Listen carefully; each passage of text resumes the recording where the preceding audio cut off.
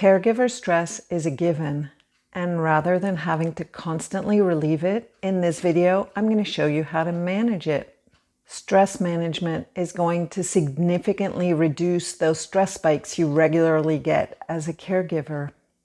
If you're new here, hi, I'm Sonia Weyers. I'm a certified Gestalt therapist, and in 2018 and 2019, I supported and cared for my parents during their final decline, and now I'm here to support you who's doing the important work of supporting a loved one who needs it. So let's start. Managing stress happens when in your day-to-day life you take measures to prevent or reduce the occurrence of high stress spikes. I'm going to talk to you about 4 ways to manage your stress, and the first one is to have a centering practice. My favorite one is inspired by Hal Elrod's Miracle Morning. So I spend about 10 to 40 minutes, depending on the day, and I start my day that way. But I've observed that even 6 minutes makes a big difference. I start with meditating, which really centers me. And then I read some affirmations that I've written that give me a really strong mindset. I do 2 things that give me a really clear mind. I do some movements that wake up my body. Then I do some reading, and I do some journaling. If you'd like to know more about how I do that and how you could do it too, comment morning routine in the comments and we'll talk about it. If you don't like the 6-pronged approach, I get it. Lots of people don't. You can pick and choose and do the ones that work for you, but I really think having a centering practice is important as a caregiver.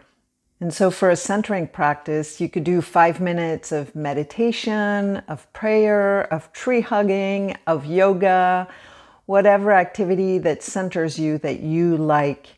And you could even add 5 minutes in the evening too, and that would really change your experience of your days and maybe even of your sleep. The second ingredient of managing your stress is getting some exercise.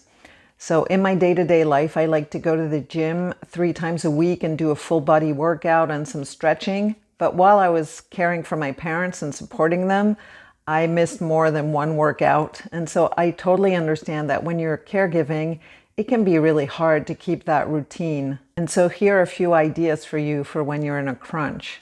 So you could try a 7-minute workout every other day. You could take the stairs instead of the elevator. You could do 1 minute of jumping jacks every morning. And if you spend time watching TV, you could take 15 minutes out of that and go for a brisk walk.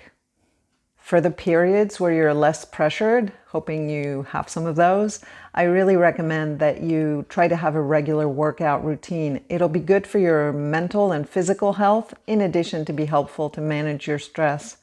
Now, if you're not sure how to do that, comment workout below, and I'll see what I can do to help you. The third thing I invite you to do to manage your stress is to nourish the relationship with your loved ones and to stay socially connected.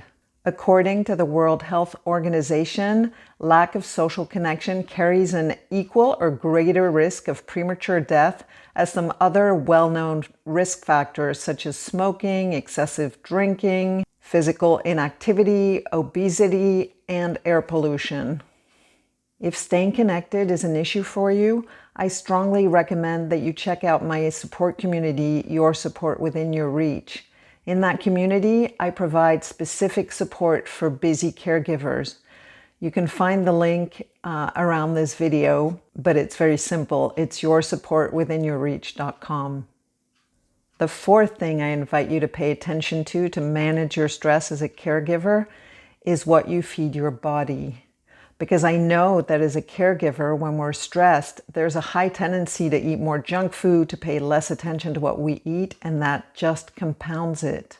So the more meals you can eat that are composed of single ingredient foods, not including sugar, the better nourished your body will be, and also the better able it will be to weather stress. And don't forget to include hydration. Like, it's so easy to get mildly dehydrated, and that really takes our energy out and hampers our ability to weather stress. In addition to all that, Eating healthy actually supports your willpower, and willpower is really something you need when you're a caregiver. Okay, so now that you know how to manage your stress, watch this next video to find out why it's so important that you keep doing it. That's what I'm sharing in the next video. So click here to watch it right now.